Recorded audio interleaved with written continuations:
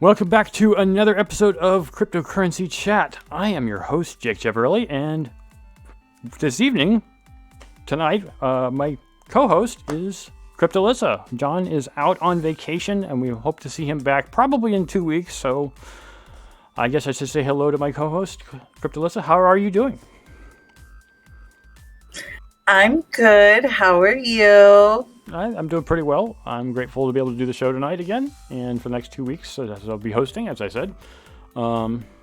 We've been trying to do a little bit more updating with the audio and changing how things work, so if things are a little bit different than they were, I apologize in advance. So let's get on to CoinGecko and the top 10 daily stats. Alrighty, here we go. As you guys probably have noticed in the news, the market is really up. I'm going to hit the refresh here because it always changes moment to moment. Bitcoin, being in the first top position, as it almost always is, and as far as I know always has been, is currently at $47,167.68, a 10% gain over the last week, and a $896.1 billion market cap. We are nearing in $1 trillion again for the primary coin. Ethereum is in second place, so at 3403.27, and a 12.4% 7-day gain at $409.4 billion. Tether, or USDT, is in third position. It is a stable coin, so it doesn't really fluctuate much, and its current market cap is $81.8 billion. Binance Coin, or BNB, is currently at 445.09, a 9.2% 7-day gain, and a $74.85 billion market cap. USD Coin is right behind there at fifth position. It is currently, of course, $1 because it is a stable coin, and its market cap value is $51.8 billion. A whole lot of activity you can see there at the tail end. XRP, or Ripple, is in sixth position. It's currently at 86 cents, or 86.2 cents, or, well, dollars, $86.86. A 3% 7-day gain, and a $41.5 billion market cap. Solana is in seventh position, and at 121.67, a 28.2% 7-day gain, the largest in the top 10, and a $39.6 billion market cap. But Cardano is right behind Solana there, just barely, a little over $1 billion behind. I know that sounds like a lot of money to you and I, but in this market it's not. But it's currently $1.20 and 8.4% 7-day gain at a $38.3 billion market cap. Terra is in ninth position, or Luna, is 106.88 and a 7-day gain of 12.5%. Also very high there, double digits like Ethereum and also Bitcoin. But its current market cap is 37.9, so it's also very close on the heels of Cardano. And then in 10th position, we have Avalanche, currently at 99.70, a 15.9%, yet another double-digit 7-day gain, and $26.7 billion market cap. And to round out the top 15, we've got Polkadot, Dogecoin, and then two stable coins, Binance USD and Terra USD, followed by, in 15th position, Shiba Inu. And all these coins are above the $15 billion market cap mark. But as you can see there, with the exception of Polkadot, which is much closer to Avalanche, Doge and the other four are kind of about 5 billion plus behind. So that wraps up the top 10, but we do have to talk about the total market cap, currently about 1.5% up over the last 24 hours to 2.6 trillion US dollars. Bitcoin still worth a Bitcoin. And if you have not already collected your candies on CoinGecko, we highly recommend that you do that. You can collect them every single day and get progressively more coins as long as you remember to do it every single day. And then you can get things like books about, such as this one, How to NFT, discounts on certain features, all kinds of things like VPNs, coin trackers. And then every now and then, CoinGecko will throw out an NFT of their own that you can collect, like this Candy Collector's NFT badge. So make sure to collect your candies every single day. I also want to mention that the current Bitcoin dominance has dropped slightly below 40% to 39.7%. And Ethereum, who's the second coin there, is at 18.1%. It's up a little bit over the last time we mentioned these numbers. Also, Gwei has gone down quite a bit. So let me just get over to the thank you for watching part of this podcast. We appreciate everybody who watches us, and if you'd like to show your appreciation, you can click on the like button if you're watching us on YouTube, and any other way of saying that you appreciate our content through things like Anchor. We post every Wednesday and Sunday this podcast, and if you're watching us on YouTube, you can hit the notification bell to be notified when we post. It tends to be a little bit in the evening for Wednesdays. Today is Wednesday. And Sundays it tends to be in the early or mid-afternoon. You can also check us out on Discord, where there's a lot of conversation going on a regular basis. You can also talk to us, Lissa, Mike, and John, including myself, through Discord. If you'd like to participate, there's lots of stuff being talked about, and you can always go in and collect your C3 Media tokens. You can also help us out and contribute through Patreon. There's 3 different levels of contribution, as well as contributing directly if you'd like to help us out, of course, with the show through Binance, Ethereum, Bitcoin, BAT. There's a bunch of B words in there, as well as Raven. We appreciate your contributions and you watching and engaging with our show. Thanks so much for doing that. Let's get on to the news. We have lots of news here, and Lissa will lead off with the news about Wisdom Tree. Yes, and before I do that, I just wanted to say that I think it is officially altcoin season, and this is why. Zilikia, or ZIL, on Binance US was literally up 105% about 30 minutes ago. Oh, wow. It was nuts. Altcoin season it is. There are so many altcoins. I love to talk about this as it's just the podcast, but there are so many amazing altcoins out there. I know I'm a huge fan of altcoins. But we're not going to talk about that right now. But thank you for making that plug for ZIL QA. So, yeah. So with that being said, we will start out with Wisdom Tree launches 3 new crypto ETPs tracking Solana, Cardano, and Polkadot. And this is written by Mandy Williams. And for those of you that don't know what ETPs are, they are exchange traded products. So Wisdom Tree, a New York-based exchange trade fund, sponsor and asset management firm, announced this week the launch of 3 new crypto ETPs. They will track the performance of Solana, Cardano, and Polkadot. Exactly. That's what the dog said. I know. I've got yappers, guys. They're half pug, half chihuahua, and they're barking at a cat. So don't mind them. According to the official announcement, the new ETPs, dubbed Wisdom Tree Solana, Wisdom Tree Cardano, and Wisdom Tree Polkadot, will give investors exposure to the prices of underlying crypto assets. In addition, the 3 ETPs have the potential to offer staking rewards to investors.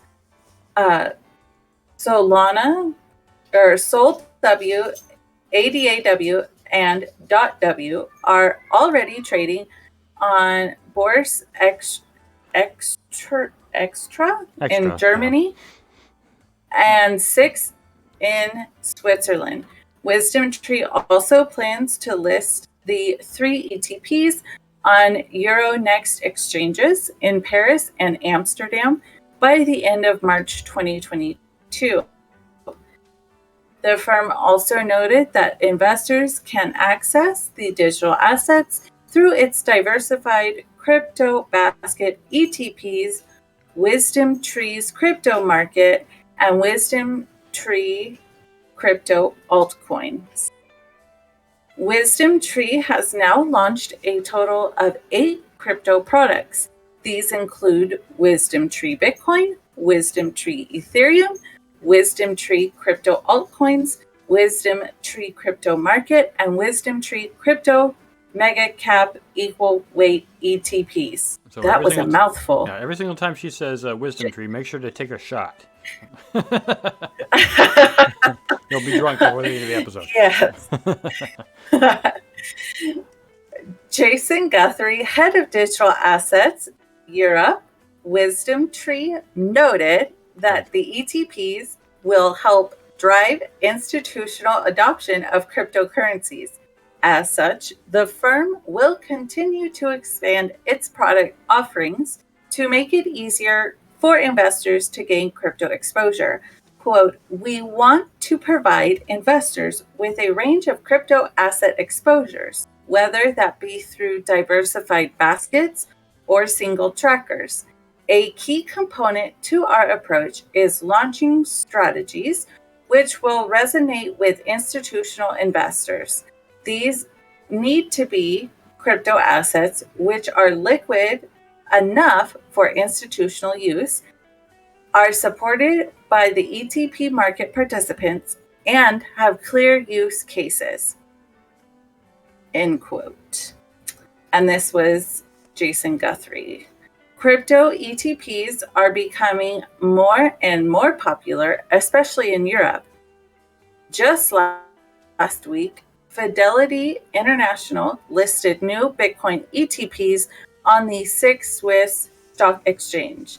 In February, the Swiss-based investment firm and issuer of crypto ETPs, 21 shares, listed 3 ETPs on Euronext in Paris and Amsterdam.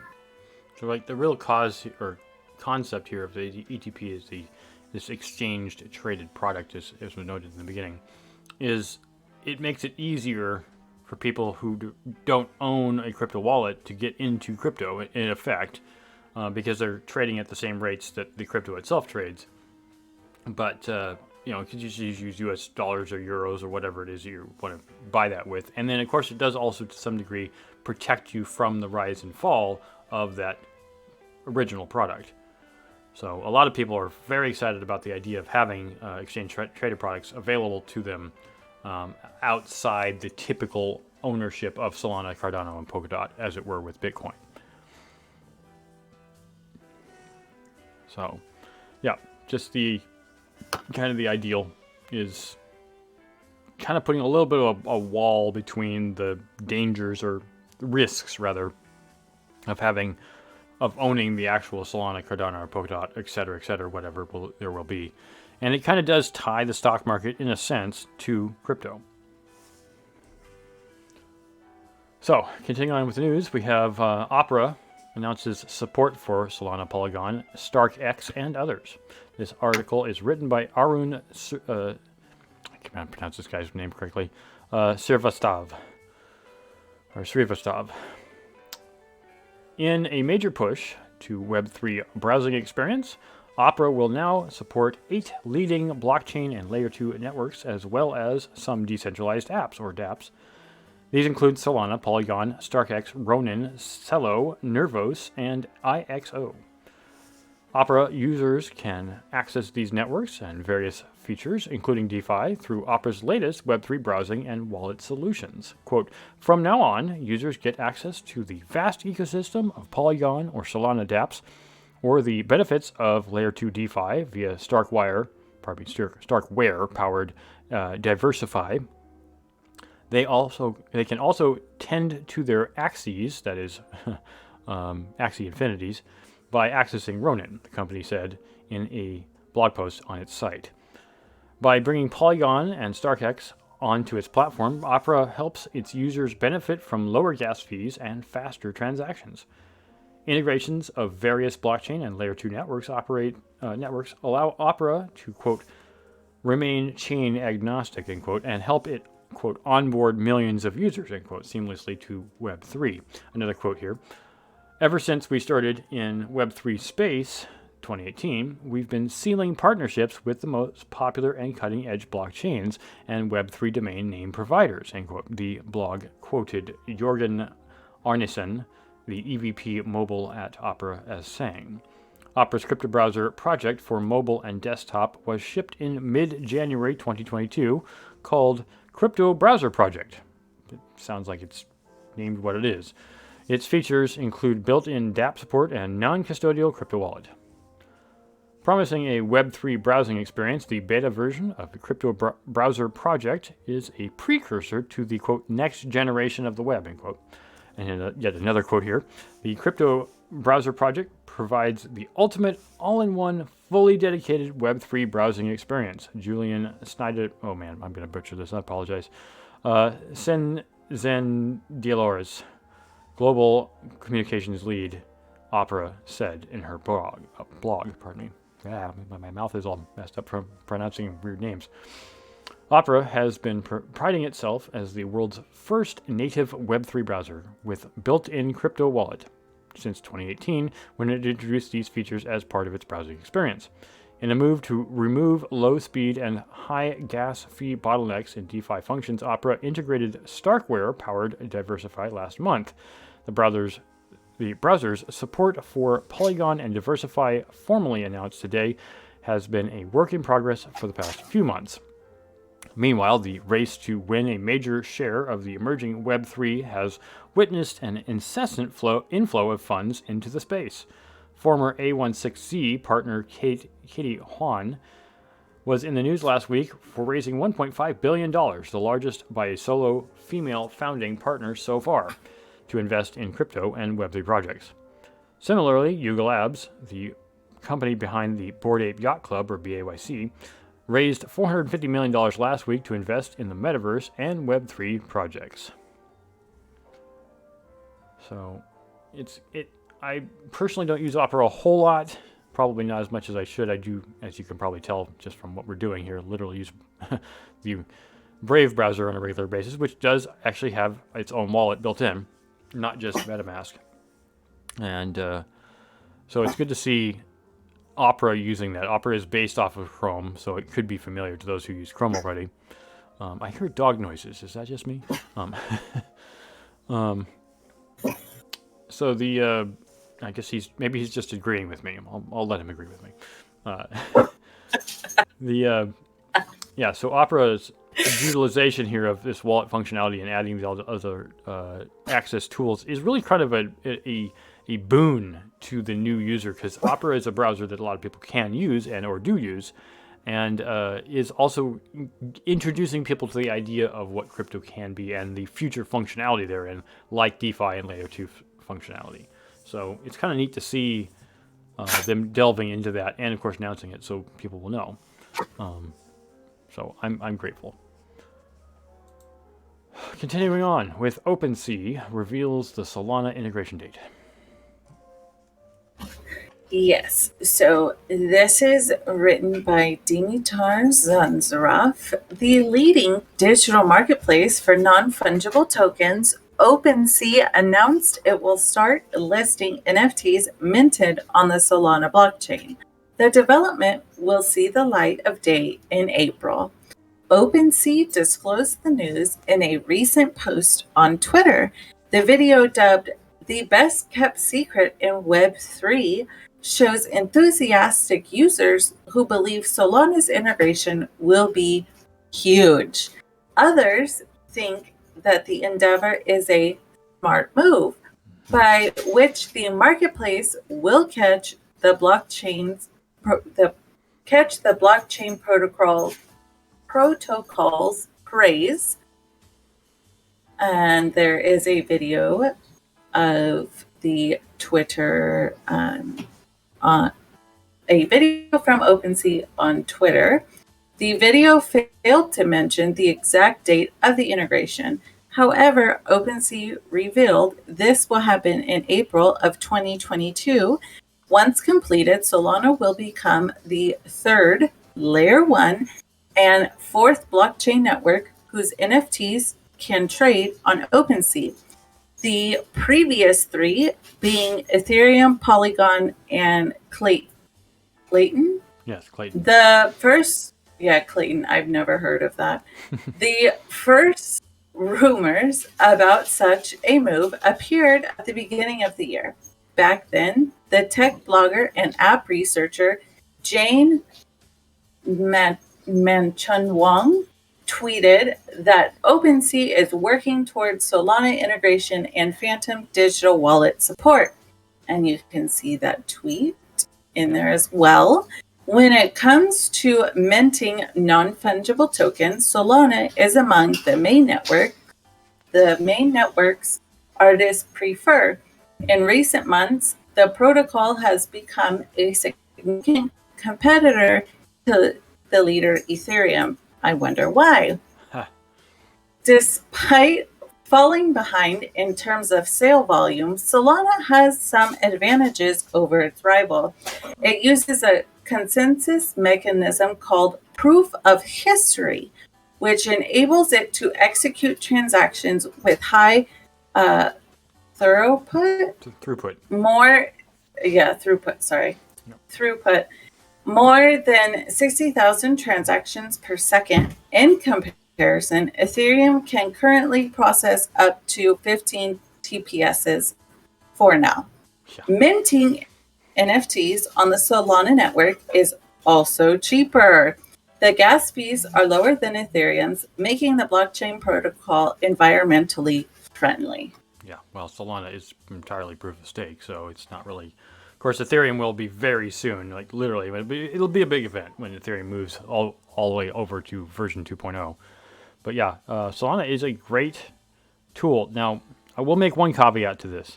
Solana is not decentralized. It is very centralized because it is very highly backed by people with a whole crap ton of money.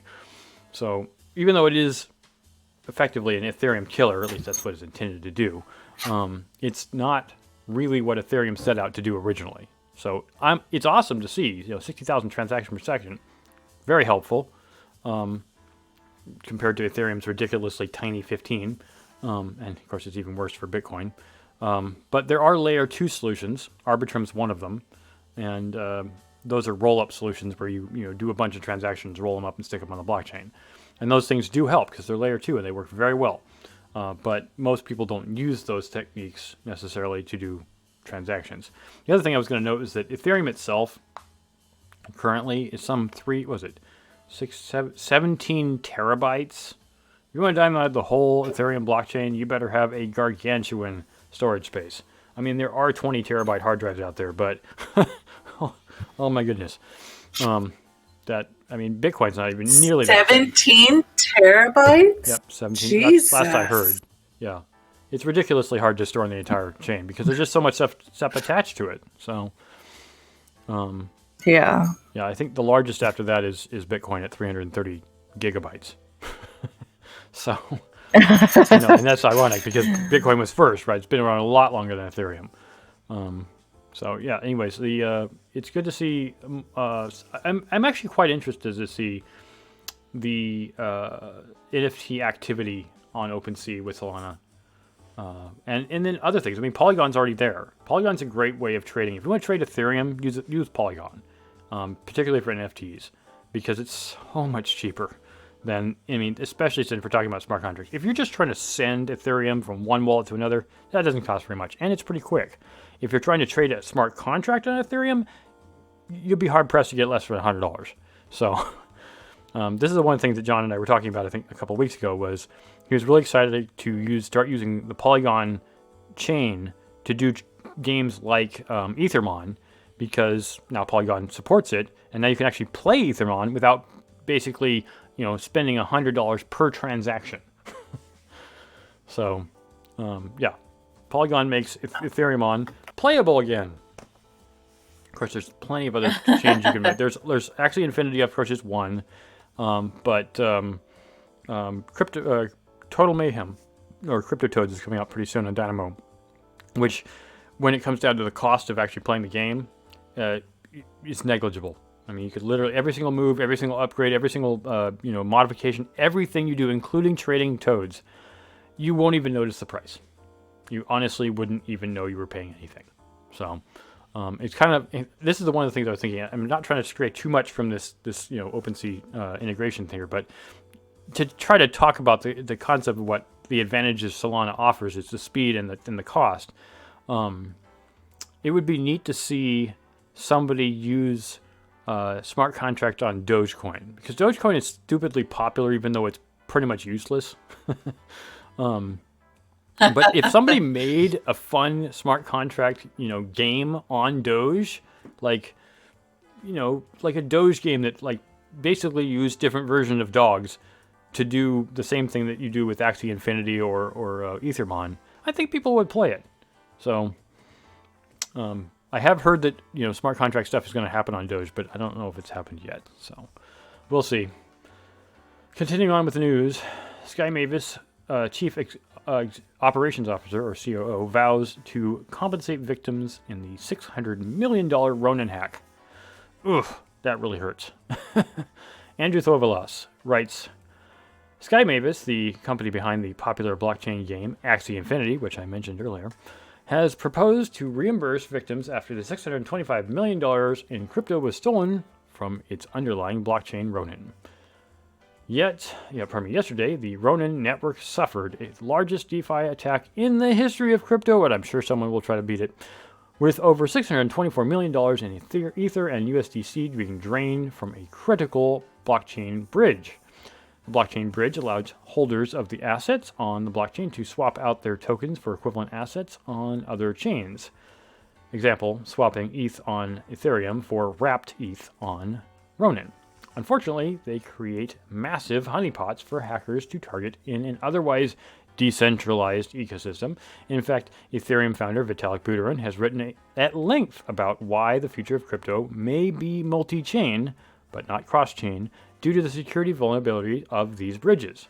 Quote, "We are fully committed to reimbursing our players as soon as possible," which could be never, said Alexander Leonard Larson, the chief operating officer at Sky Mavis, to Bloomberg via text message. "We're still working on a solution that is an ongoing discussion." I'm sure it is. The hacker gained access to the funds by compromising the private keys of a majority of Ronin's 9 validator nodes, according to Larson. Many of the funds stolen from the bridge belong to Axie players and include Axie Infinity's treasury revenue. A whopping 56,000 ETH, or $192,192,000 at the current price, in stolen funds belong to the treasury, almost a third of the total. As of now, Larson said that none of the ETH or USDC on Ronin is backed by anything. Ouch. Axie Infinity is one of the largest play-to-earn games on the market right now, where players earn Axie Infinity shards, or AXS, in the game, can be traded on open markets. It resembles Pokemon. It's the same kind of concept as Ethermon, allowing players to battle and trade with their monsters called Axies. Sam Purifoy, the leader of Axie Infinity's Capital DAO, suggested that the company could sell some of its equity to raise the required funds for reimbursement.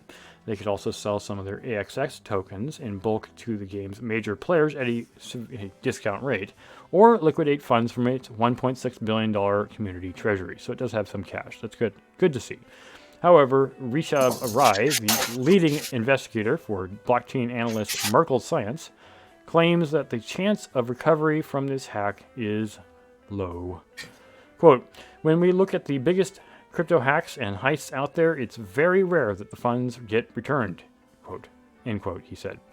A similar hack took place last month when Solana to Ethereum bridge called the Wormhole was drained for over $300 million in ETH. However, the team has since claimed to recover all the lost funds. After yesterday's hack, AXS was down 11% in price. Impressive. Meanwhile, Ronin's RON token, RON, tanked as much as 25% within 15 minutes and has yet to recover, unsurprisingly. Although I think the funniest thing, and I think, was it you who told me about it or somebody else? I think it was you, maybe it was John, I can't remember, about the person who, basically the hacker themselves or some other person decided to short against Ethereum or against the... yeah. And because the hack wasn't discovered right away, they lost their money anyways. Yep. I just feel bad because Axie Infinity, I feel, is like gonna be one of those really big play to earns, but now I just feel like it's gonna go into the toilet because now it's been shown, right, that they can get hacked. So well, I don't know. This article explicitly points out where the hack came from. And so there's two problems. One is the bridging, right? That's the main problem. But the second problem really is just that Ethereum wasn't set up to support this. You know, if Ethereum had the transactions per second like Solana does, like the previous article, and it had the gas fee or gas transaction for smart contract more reasonable, and it was when Ethereum wasn't worth so much money, then we wouldn't have this hack in the first place. So exactly. I'm not saying Solana is the place to go necessarily, although it is an example of where you can go. Any chain that does this needs to be really on it, really aware of what can. And in fact, this is one of the things that I guess an example would be of Google and or Apple, even in that case, paying hackers smaller sums of money than they could possibly steal to discover loopholes and hacks so that they can beef up the security. Because as much as a good company would like to say that they've got all the holes plugged, they don't. They really don't, and this is why this happens. So it's just that nefarious players aren't necessarily going to divulge the information because, one, they may get called out as a pariah, and two, they won't make as much money. There are some black hat hackers out there who are willing to show the holes in the facade, and not all of them are. And since there's so much money involved here, I mean, come on, this is 2/3 of $1 billion. I can see why they didn't say anything and just took the money, because they could. Yeah, that was like I think like a month ago. John and I were doing a podcast because I think you were on vacation or doing something. I'm not too sure, but somebody had hacked blockchain and then gave almost all of it back, but kept a fourth for himself. Like, so he gave it back, but then he kept his little like chunk, right? That was his fee for finding the hole, right? So, right. But this is one way of doing it. Like I said, Google's payment for bugs, they call it their bug hackathon thing that they would do. They paid pretty handsomely. And there was one guy who was really good at finding bugs. And he made several $1 million off Google just by reporting their bugs to them. So I think that blockchain companies should absolutely put those finder's fees out there to keep this from happening. It would be better to say, hey, we'll give you, $5 million to find a hole if you show us the hole so that this doesn't happen to us. Because a $5 million fee is a lot better than a $600 million fee. So. Yeah, for sure. I would much rather give somebody 5 cents than $6. So, yeah. Exactly. With that being said, moving on to our next one, written by Andrew Thorvalas. Cardano sees 50x increase in large transactions in 2022 into the a blockchain intelligence firm has reported a surge in interest for Cardano among institutional buyers. It cites a parabolic 50x increase in the cryptocurrency's on-chain transactions worth over $100,000 in 2022 alone. As tweeted by the firm yesterday, over 69 billion ADA were moved as part of such large transactions just yesterday. They represented over 99% of the total on-chain volume for Cardano. That's compared to just 1.35 billion ADA in trading volume on January 1st, representing a 51-fold increase since. This is one of the highest volume levels ADA has seen since mid-2018. The cryptocurrency's volume is still reportedly around 1.4 billion, according to exchange data, providing more evidence that these transactions are happening OTC. ADA's price has also benefited strongly following the recent crypto market surge, up 20.7% versus Bitcoin's 11%. Furthermore, total addresses on Cardano have expanded from 3.5 million to 5 million since the start of the year. Meanwhile, other coins like Shiba Inu are seeing a decline in addresses holding a balance. That said, other metrics like average transaction size remain stagnant, alongside Cardano's popularity in DeFi, while the 300 million locked in its DeFi protocols is up massively since the start of the year, it is still dwarfed by Ethereum's current $126 billion. Charles Hoskinson, co-founder of Cardano, says that many more DeFi protocols will come to the network after a hard fork this year. On Monday, he spoke about the importance of maintaining coordination and decentralization in crypto during Binance Blockchain Week in Dubai.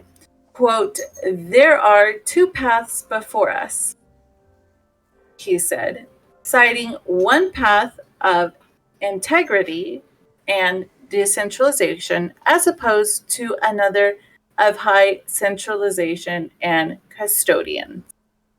Yep, that is the problem that we can definitely see coming up, and that's what we're seeing already with Solana. That's the secondary, the latter, the high centralization and custodians. So it's important to pay attention and be wary as he's making note of this. So, I don't really want to leave this hanging. You have anything to say about that, or we should just move on? No, okay. I don't.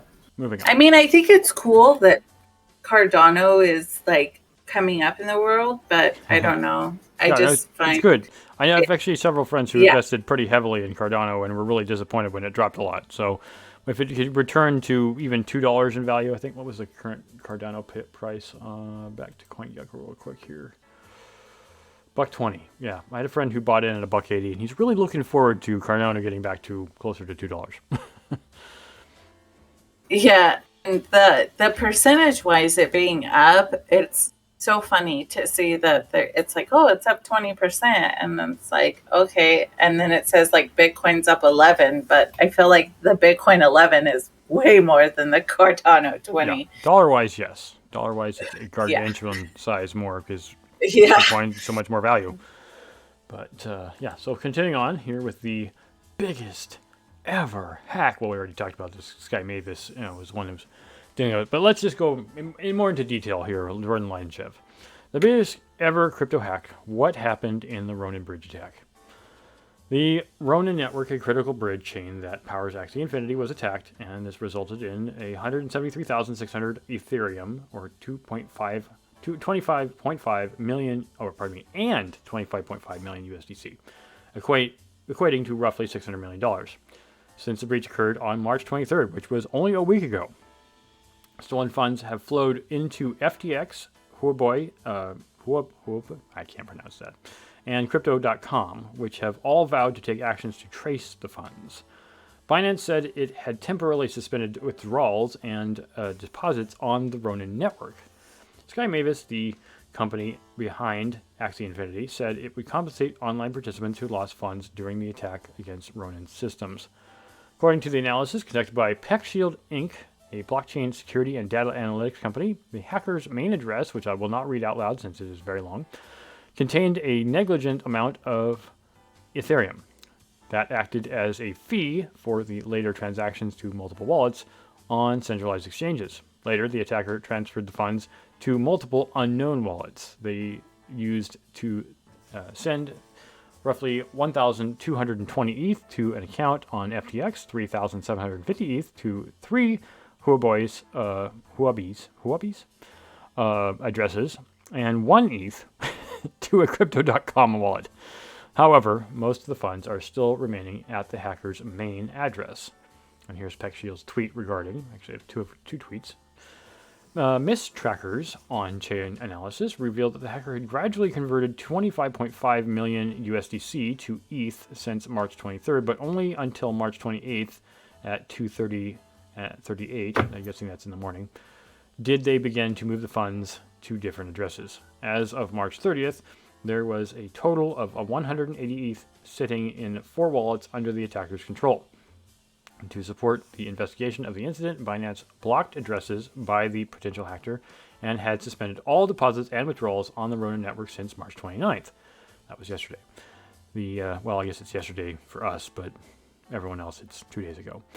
The company also announced that withdrawals of wrapped ETH, or WETH, on the Ethereum network and the convert function of WETH to ETH are being paused. Alexander Larson, the COO of Axie Infinity, tweeted that the internal network is currently going through a deep forensics review to ensure that there is no lingering threat. He also admitted that it was a social engineering attack combined with a human error from December of 2021 that led to this incident. And here is his commentary on that in his tweet format there. As reported by Crypto Potato yesterday, since 5 out of the 9 validator nodes on the Ronin chain are required to initiate a deposit or a withdrawal, the perpetrator may have managed to get control over Sky Mavis's 4 Ronin validators and a third-party validator run by Axie DAO. The attacker was reportedly completed by locating. The attacker was reportedly completed by locating a backdoor. Through Ronin's gas-free RPC node, which was used to compromise the Axie DAO validator node. Currently, the validator threshold for withdrawals has been raised to 8 of the 9 for strengthening the network security. Yeah, I hate to say it, but it's not that there weren't security protocols in place, but when it comes to crimes, some people are willing to go to any length because we're talking about $600 million. I literally have only ever seen in person $1 million. So, yeah. When I sold my house, I got to see $1 million. I know that you're probably thinking, wow, you sold your house for $1 million. Yes, I used to live in Silicon Valley. Houses are worth $1 million, even microscopic shoebox-sized houses, which mine was. So, yeah, I've seen $1 million one time, and I hope I get to see it again, even if it's in the form of Bitcoin. So, I really feel bad, but I also don't feel bad because these hacks are meant to teach other people to not screw up. So, if you think you're safe, you're not. And you should absolutely try to make sure that you can shore up your current security as best as possible. And don't do bridging. Don't do bridging. So, you want to read the Indian MP? Yeah. Yes. So, Indian MP, bad crypto regulations will cause innovation exodus. And this is written by Shayanika Dekka. As declared by Union Budget 2022-2023, Indian cryptocurrency investors will have to pay tax under the new scheme for taxation of virtual digital assets from April 1st. However, the current tax regime is expected to trigger a mass exodus of talent from the country, which faces the risk of missing out on Web 3.0 innovation, says Priyanka Chaturvedi. Yeah, I'm sorry if you're just... a member. The names are hard. Yeah. A member of parliament. During the parliamentary proceedings, we're just going to say Priyanka said the failure to understand the cryptocurrency industry and Web3, its employment generation capacity, and several other aspects has led the Indian government to impose high taxation while regulation still hangs in limbo. Championing the creation of a regulatory framework, the minister stated, quote, "We are living in the world of Web 3.0. Either we choose to bite the bullet or we dodge the bullet," end quote. Last week, India's lower house of parliament, the Lok Sabha, passed the much-anticipated 2022 finance bill. The higher tax bracket is a major cause of concern for many novice and small traders. Proposed by Finance Minister Nirmala Sitharaman, the bill included an amendment on crypto that sought to impose a 30% tax targeting digital assets and NFT transactions, equivalent to the tax imposed on gambling and lottery tickets. Meanwhile, there was no provisions for deductions from trading losses while calculating income. Indian taxpayers will have an additional 1% tax deducted at source, or TDS. Many experts believe that 1% TDS on each digital asset transfer would eventually dry up liquidity on cryptocurrency exchanges and cause red tapeism. The largest comments by Priyanka came just a few days after Sushil Kumar Modi, a member of parliament from the ruling BJP party, urged the government to consider increasing the capital gains tax on crypto income. He said individuals earning Bitcoin will not get affected by a 30% tax since its compounded annual growth rate, or CAGR, is, while that of Ethereum is 30%. Yeah, this is it's good to see how other countries are going to handle taxation when it comes to coins, and I think they're trying to head it off at the pass by taxing people when they buy instead of when they sell. Assuming you buy, I mean, I would say there's a reason I don't tend to buy coin. I tend to just mine it, and they didn't really address that, but they're trying to stop this before it gets out of hand by stopping it before it goes into that format. But I think they're right. But this comment that red tapeism is that if you continue to just tape everything up with all this bureaucracy, you're going to make it worthless. You're going to say no one's going to want to even bother. Maybe that's their intent, but as it says, Indian taxpayers will have an additional 1% tax deducted at the source, or TDS. Many experts believe that this 1% will eventually dry up the liquidity on the cryptocurrency exchanges and cause red tapeism. So no one will want to do it because it will just be too difficult to do. And like I said, that might be the point. I think that India may or may not really understand, or at least the government, and I think this is true of almost every government except for the ones who fully embraced cryptocurrency, like El Salvador, they don't really understand the validity and the value. But the other thing is, I think the U.S. is an example. U.S. and Britain and possibly Germany are examples of countries that have ridiculously complicated the investment market in order to avoid taxes in general. Cryptocurrency is an answer to the old guard. What's been going on for the last 300 years, and a way to get away from paying directly things that you don't particularly like.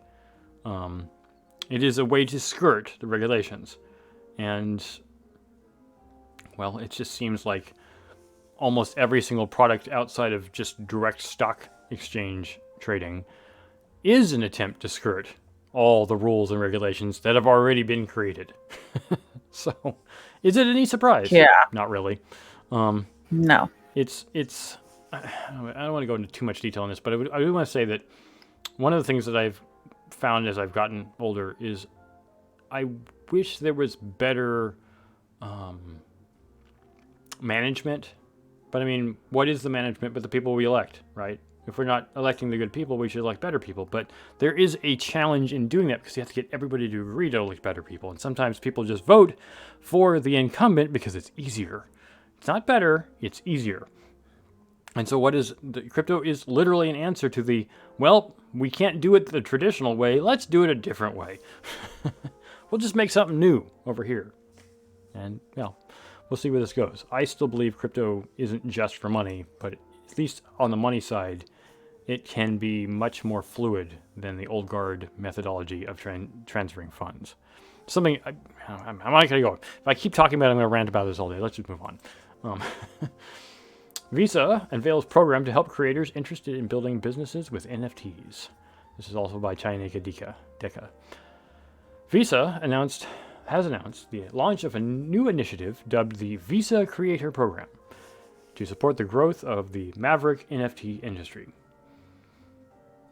With the new initiative, the digital payments leader aims to help a global cohort of creators interested in building their business with non-fungible tokens.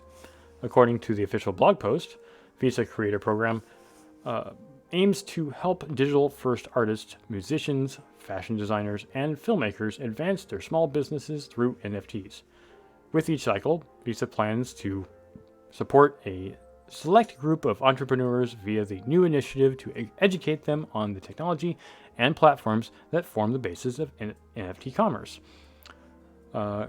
Kai Sheffield, head of crypto at Visa, commented, NFTs have the potential to become a powerful accelerator for the creator economy. We've been studying the NFT ecosystem and its potential impacts on the future of commerce, retail, and social media. Through the Visa Creator Program, we want to help this new breed of small and micro businesses tap into the new mediums for digital commerce. And Visa being such a big money company, it kind of makes sense. And a lot of people know them. The initiative will target entrepreneurs working in art, music, fashion, and film looking to incorporate NFTs into their business model.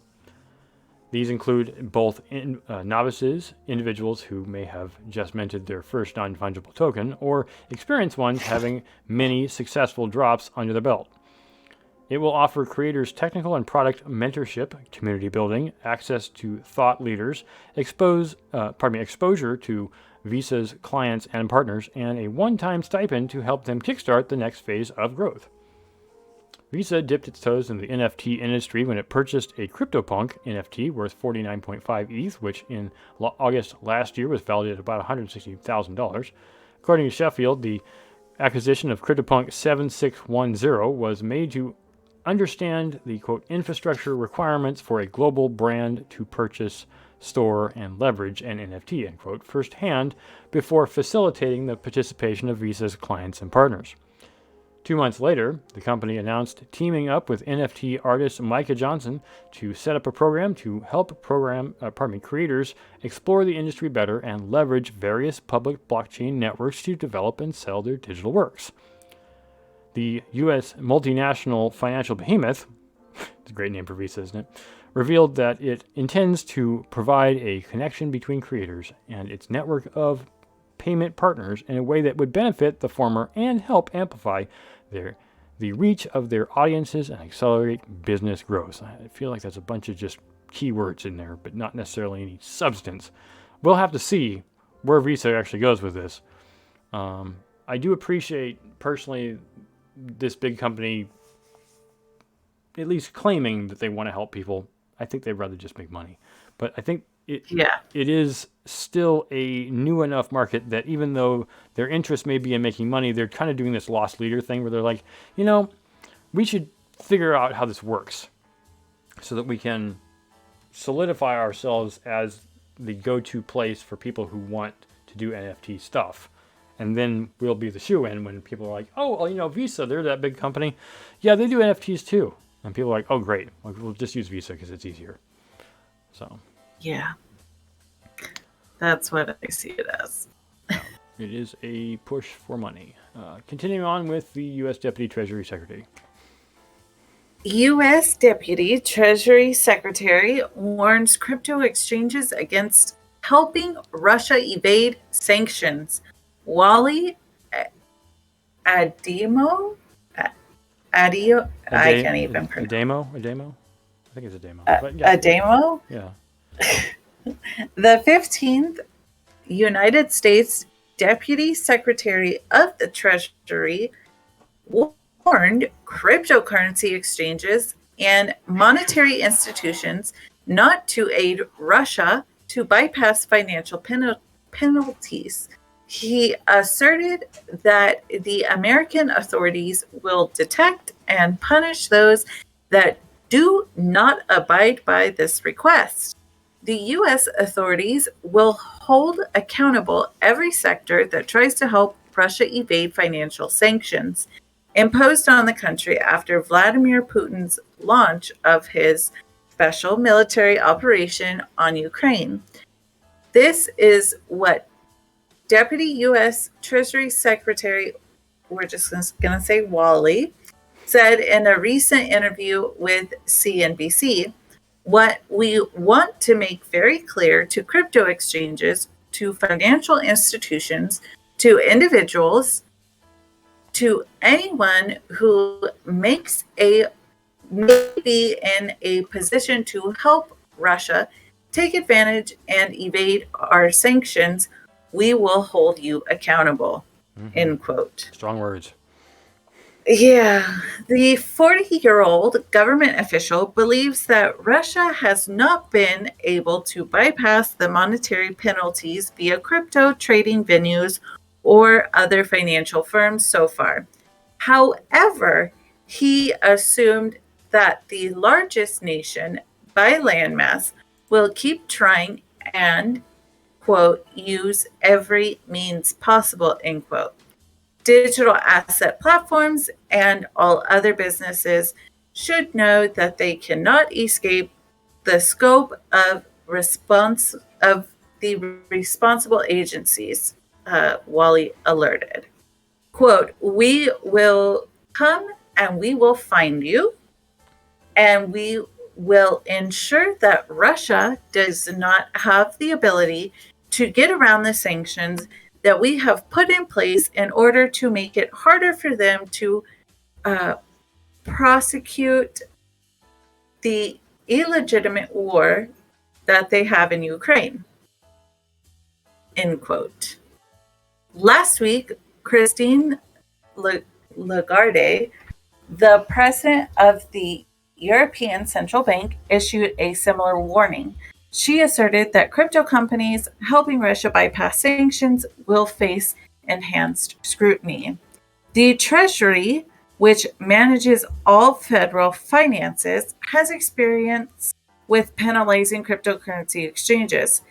In September last year, it sanctioned Suex, a Czech Republic-based trading venue. Back then, I can't even pronounce his last name. That's difficult. Wally alleged the company of facilitating operations involving, quote, illicit proceeds from at least 8 ransomware variants, end quote. Additionally, he said 40% of the exchanges known transactions history is linked to criminals. The official further revealed that penalizing Suex was the first such action by the Office of Foreign Assets Control against a digital asset trading volume. In his view, exchanges of this kind, quote, are critical to attackers' ability to extract profits, end quote. Following the accusations, the U.S. Treasury Department prohibited Suex from doing business with U.S. organizations. I think it's Adeyemo. I looked it up.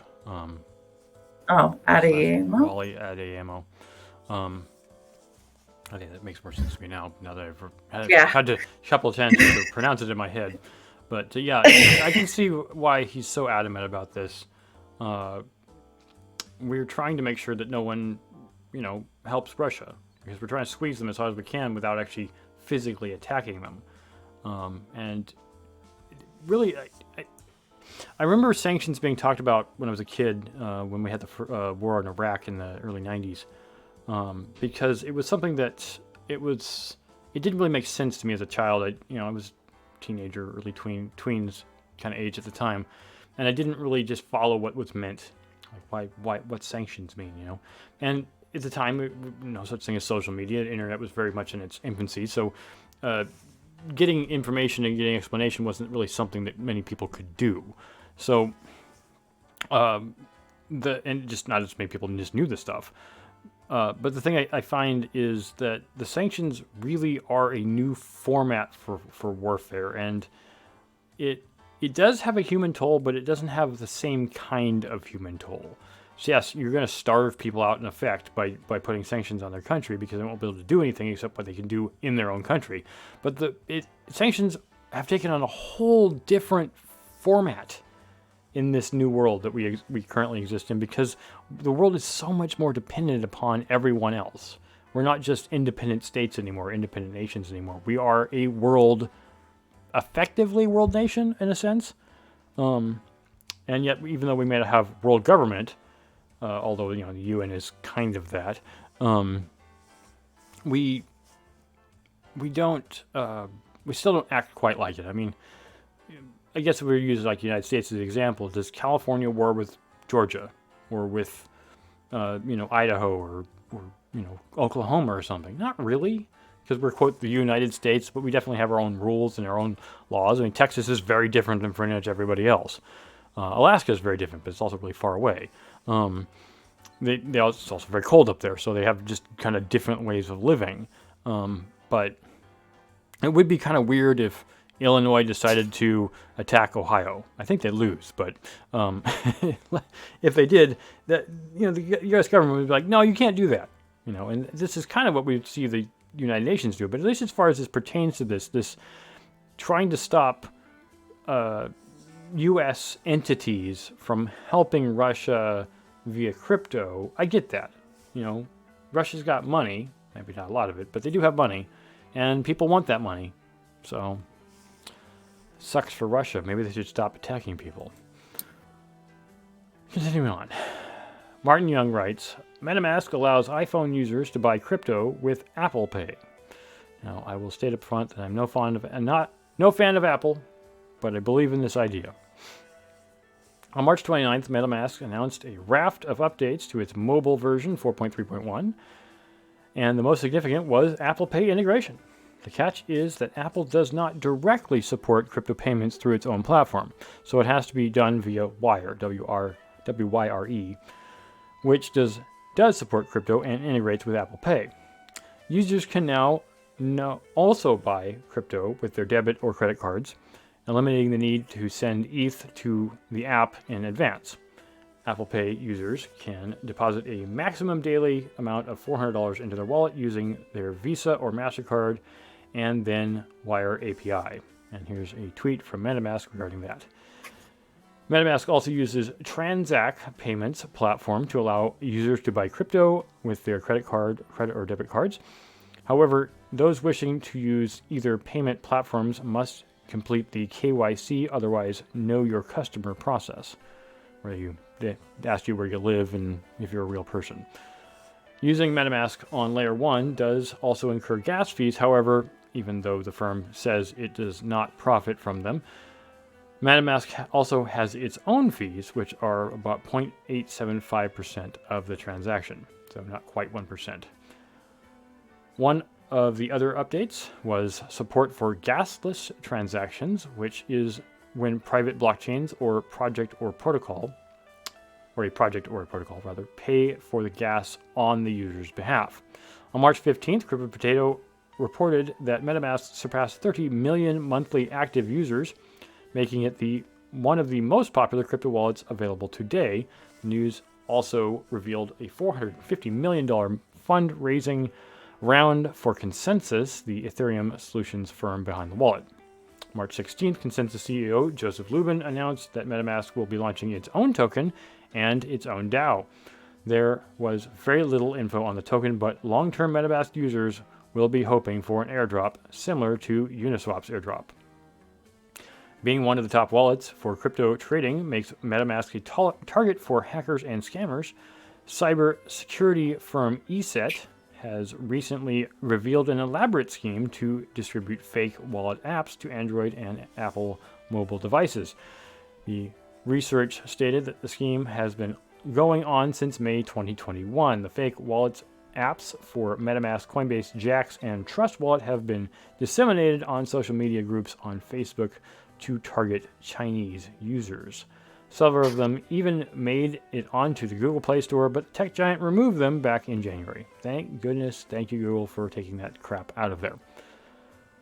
So yeah, I guess now you can buy and sell things without having to really do an Ethereum transaction via Apple Pay if you want to buy with crypto. Great. Woohoo! Because I'm an iPhone. I personally use MetaMask. I've been using MetaMask for a very long time, and I personally like it just fine. Even though I'm not an iPhone user, I'm not gonna ding Apple Pay for this. Although my main gripe is that whenever I go to do tap to pay, people are like, "Oh, Apple Pay." I'm like, whatever. It's not Apple Pay. It's tap to pay. It just happens to be that a lot of people use it with their iPhone. Yes. I, for one, am an iPhone user, so I am excited about this. Well, I'm a MetaMask user, so I'm excited about it, even though I don't use Apple Pay.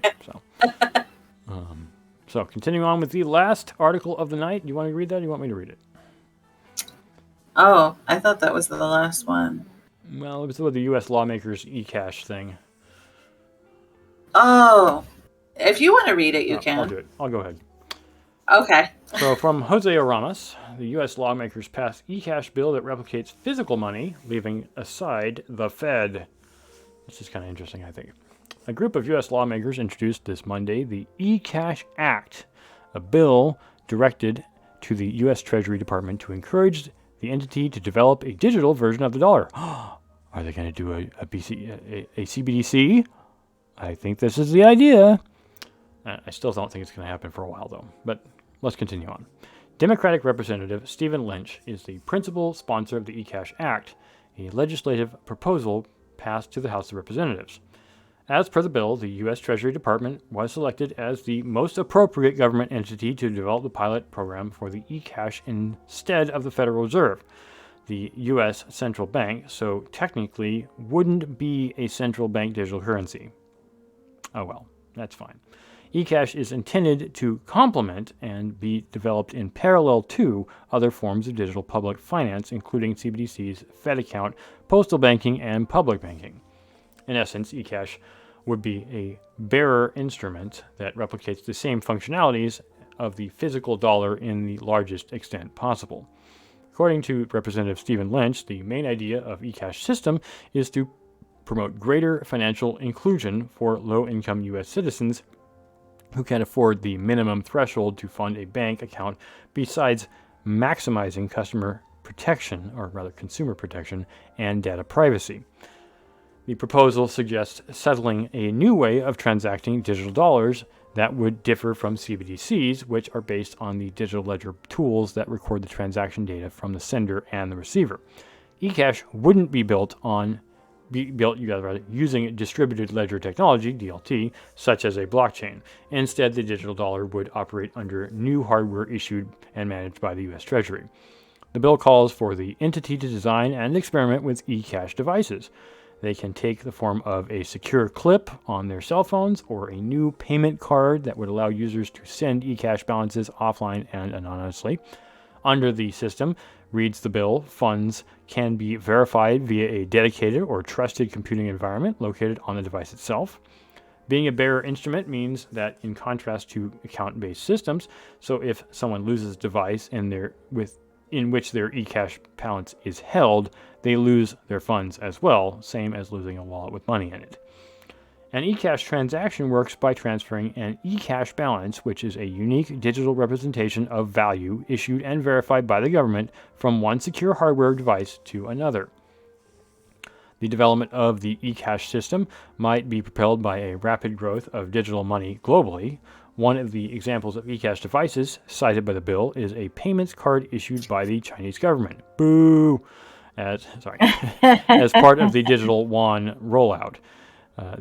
In which citizens can make offline payments. In light of the above, a few weeks ago, Crypto Potato reported that the digital yuan could challenge the dominance of the U.S. dollar internationally, as said by Richard Turin, a financial technology consultant at CNBC. He stated, "China is ahead in all financial technology by a decade." While China is openly hostile to crypto assets and crypto-related companies, it has intensively worked on the development of its national CBDC. As Crypto Potato also reported, the People's Bank of China recently launched a pilot version of its digital yuan wallet application for iOS and Android users, meaning everyone in the world can use it, just like QQ. So, obviously China wants everybody to use Digital Yuan, and that's because they monitor everything they do. And of course, the U.S. would like the U.S. people to use their digital interface because, of course, that would allow more monitoring there as well. I can see the U.S. implementing and making this a real thing and making it actually work. I don't necessarily think it's a great idea, but it is, like they say, CBDC-like, and kind of probably puts the control more on the level that the U.S. would prefer to have. So I'm not surprised by it. I'm kind of grateful in a sense that they're doing it. And yes, I think the government can handle it just fine. I think they're kind of selling themselves short by not doing a CBDC. But who said the government was smart? So. Exactly. So I just think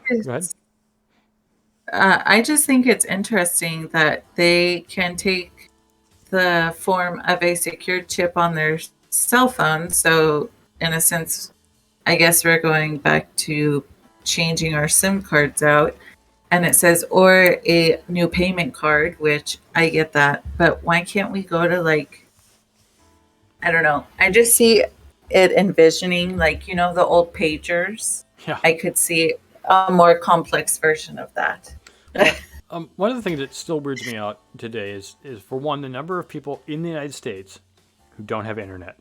And two, the number of people in the United States who don't even have a computer, not even a smartphone, not even, in some cases, a dumb phone or a feature phone, and the otherwise term for it, but also the number of people in the United States who don't have a bank account. It blew me away when I found this. Like, you live cash to cash all day, every day. You don't have a bank account, and people are like, yeah, I don't have a bank. How did you do that? Oh, I only cash my check when I get it. Man, you must be the ones holding us back. Yeah. But in some cases, it just has to do with the fact that, and I know this for a fact, that some of the people who are in the United States are not legal citizens, and so they do the cash under the table method because they're not allowed to be here, technically. And they're also scared of getting deported, which I can understand. Being in a country illegally, even if it does have a lot of benefits, is amazing. I guess the story that goes along with that was when I worked for Maximum Integrated years ago. One of the guys that worked in the lunchroom, who was a great cook, and he'd been in the U.S. for 22 years, was not legal. He'd actually been in the U.S. long enough to have become a legal citizen, but had never been a legal citizen. He had an entire family. His son was literally 22 years old. When he got in, his son and he, his son and he actually saw a murder take place. And because, of course, his son was born in the U.S., his son was like, well, we should report it. And he's like, no, we shouldn't report it. No, please don't report it. And the son's like, look, Dad, you're a Catholic. You should definitely do this. And so, of course, his dad didn't, my friend, who's a legal citizen, but the son did. And, of course, when he did that, they found out that his dad was not a legal citizen, and his dad was deported. No. Now, fortunately, his dad still had family in Mexico, but it was just like, this is why people don't have bank accounts, because they are here illegally, and it's far better than where they were. And I don't disagree with that. It is, even with the issues that this country deals with, it's still better than the terrorism that goes on daily in some countries. And I'm not just saying Mexico, although Mexico is one of those. It's the only thing I can compare it to, because, I'm rambling on here, but it was a discussion I had recently with my wife, was that as a I'm giving more information away here, as a tall white male, I have white privilege that I don't necessarily recognize. As in, I get the privileges, but I'm not conscious of them. But I'm making a contrast between being a white male and being a white female.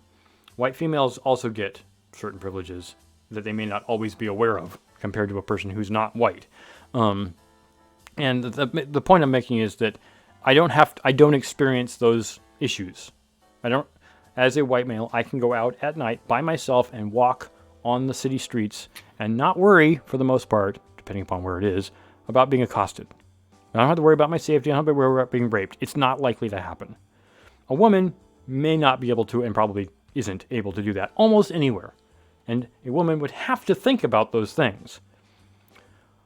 That's the only comparison I can make between that and a person who's a foreign national living in this country illegally versus where they came from.